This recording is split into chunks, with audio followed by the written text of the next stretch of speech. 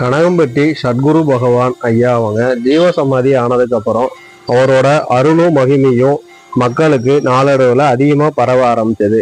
மக்கள் கூட்டம் கூட்டமா ஐயாவை தேடி வர ஆரம்பிச்சாங்க. ஐயா இன்றும் தன்னை தேடி வரும் மக்களுக்கு ஜீவசமாதியில இருந்தபடியே ஆசீர்வாதங்களையும் அருளையும் வழங்குறாரு. சில பேருக்கு நேரா வர வச்சு ஜீவசமாதிக்கு வர வச்சு ஆசீர்வாதம் பண்றாரு.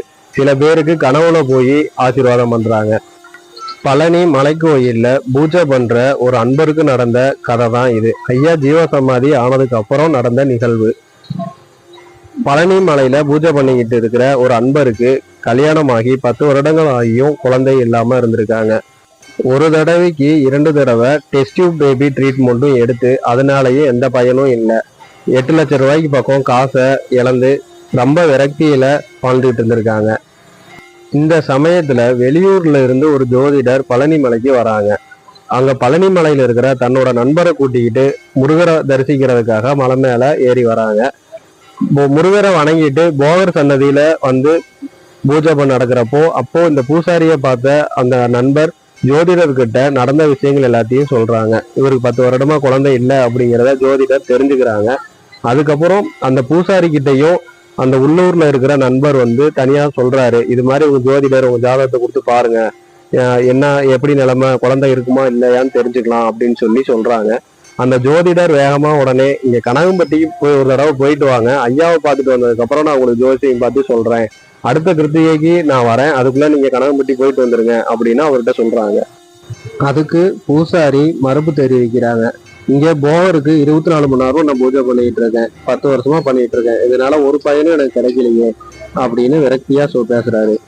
அதுக்கு அந்த ஜோதிடர் திரும்ப சொல்றாரு, போகர் ஒருத்தர் மட்டும் போதுன்னா அப்புறம் எதுக்கு 18 சித்தர்கள் இருக்காங்க, ஒவ்வொருத்தவங்களுக்கும் ஒவ்வொரு மகிமை இருக்கு, நீங்க கனகம்பட்டி போயிட்டு வாங்க, நான் அதுக்கப்புறம் உங்க ஜாதகத்தை பார்த்து சொல்றேன், அடுத்த கிருத்திகைக்கு நான் வருவேன், நீங்க அதுக்குள்ள போயிட்டு வாங்க அப்படின்னு சொல்லிட்டு அவர் கிளம்பிடுறாங்க. திரும்ப அடுத்த மாத கிருத்திகைக்கும் அந்த ஜோதிடர் போகர் சன்னதிக்கு போறாரு. முருகரை வழிபட்டு முடிச்சுட்டு அப்போ அந்த பூசாரி கிட்ட கேட்குறாரு, நீங்க போயிட்டு வந்துட்டீங்களா அப்படின்னு. ஆனா அந்த பூசாரி போகல, நேரமே கிடைக்கல, போக முடியல அப்படின்னு சொல்றாரு. இதனால சரி எனக்கு ஜாதகத்தை மட்டும் பார்த்து சொல்லுங்க, குழந்தை இருக்குதா இல்லையான்னு மட்டும் பார்த்து சொல்லுங்க, அதுக்கப்புறம் நான் இன்னொரு நாள் போய் பார்த்துக்கிறேன் அப்படின்னு சொல்றாங்க. சரின்னு சொல்லிட்டு அந்த ஜோதிடர் அவங்க பூசாரியோட ஜாதகத்தை வாங்கி பார்க்குறாங்க.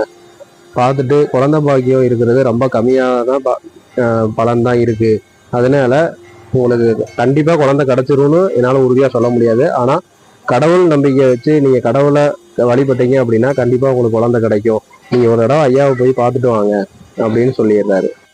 அதுக்கப்புறமும் பூசாரி அங்க போறதுக்கு நிறைய தடைகள் வருது, அவரால் போகவே முடியல. மனசுல ரொம்ப விரக்தியுடனையும் வெறுப்புடனும் வாழ்ந்துட்டு இருக்கிறாங்க. அப்படி இருந்த சமயத்துல ஐயா திடீர்னு ஒரு நாள் அந்த பூசாரியோட கனவுல தோன்றாரு. ஏண்டா சாமி, அவன் சொன்னா நீ என்னை வந்து பார்க்க மாட்டியாடா, என் மேல உனக்கு நம்பிக்கை இல்லையாடா, இந்தா புடி அப்படின்னு ஒரு மாம்பழத்தை பூசாரியோட கையில கொடுத்துட்டு மறைஞ்சிடுறாரு. இது எல்லாமே கனவுல நடக்குது. காலையில எழுந்ததும் இந்த கனவுல நடந்த எல்லாத்தையுமே ஜோதிடருக்கு ஃபோன் பண்ணி அந்த பூசாரி சொல்றாரு, ஐயா மாம்பழத்தை உங்க கையில கொடுத்துருக்காரு அப்படின்னா உங்களுக்கு குழந்தை பாக்கியம் கிடைச்சிருச்சு, நீங்க கவலைப்படாம இருங்க அப்படின்னு ஜோதிடர் சொல்றாங்க. அங்கிட்டு ஓரிரு மாதங்கள்லேயே இயற்கையான முறையிலேயே குழந்தை கருத்தரிக்குது. அங்கிட்டு ஒரு வருஷத்துல அழகான ஆண் குழந்தையும் அவங்களுக்கு பிறகுது. குடும்பத்தோட போய் ஐயா ஜீவசமாதியில ஆசீர்வாதம் வாங்கிட்டு ஐயாவை கும்பிட்டுட்டு வராங்க. குழந்தை இல்லை அப்படிங்கிற விரக்தியிலையும் வேதனையிலையும் வராம இருக்கிற அந்த பக்தரை ஐயா அரவணைச்சு கருணையால அருள்பாலிக்கிறாரு. தன்னை நம்பாதவங்க வாழ்க்கையிலையும் ஐயா இது மாதிரி பல அற்புதங்களை நிகழ்த்தி அவங்கள தன்னோட பக்தரா ஆட்கொள்றாரு. ஐயா ஜீவசமாதி ஆனதுக்கு அப்புறம் அவரோட அருளும் ஆற்றலும் உலக அளவுல பரவ ஆரம்பிச்சிருக்கு.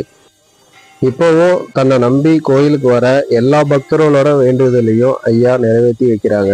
நம்மளோட வேண்டுதல் நியாயமாகவும் நேர்மையாகவும் இருக்கும் பட்சத்துல அந்த வேண்டுதல் வெகு சீக்கிரமாகவும் வேகமாகவும் நடக்குது. நம்மளோட கர்ம பலனை ஐயா ஏதோ ஒரு வகையில அங்க கரைச்சிடுறாங்க. கனகம்பட்டியில நம்ம செய்யற ஒவ்வொரு சின்ன சின்ன வேலையுமே நம்மளோட பாவங்கள் அங்க நுழையிறதுக்கான வழிதான். ஐயா இருக்கிறப்போ மக்கள் கிட்ட சின்ன சின்னதா வேலையும் சொல்லி வேலை செய்ய சொன்னதும் நம்ம கர்ம பலன்களை ஐயா வாங்கிக்கிறதுக்காக தான். நம்மளோட பாவ சுமையில சுமக்கிறது தான் ஐயா தோல்ல ஒரு மூட்டையை சுமந்துக்கிட்டே இருப்பாங்க. இந்த சுமை எத்தனை பேரோட சுமைன்னு தெரியுமா, இதை நான் சுமந்துட்டு இருக்கேன்டா சாமி, இதை யாராலையும் அவ்வளோ சீக்கிரமா தூக்கிட முடியாதுடா சாமி அப்படின்னு ஐயா சொல்லுவாங்க. ஐயாவை நம்பினவங்கள ஐயா என்னைக்கும் கைவிட மாட்டாரு. ஏதோ ஒரு வகையில யாரோ ஒரு வடிவத்துல ஐயா கூடயே இருந்து அவங்களுக்கு அருள் பாலிப்பார். இன்னும் பல அதிசயங்களையும் அற்புதங்களையும் தெரிஞ்சுக்க இந்த சேனலை சப்ஸ்கிரைப் பண்ணிக்கிங்க. சத்குருவே சரணம், சத்குருவே சரணம். கணக்கன்பட்டி பழனிசாமி சாமிகள் திருவடிகள் சரணம்.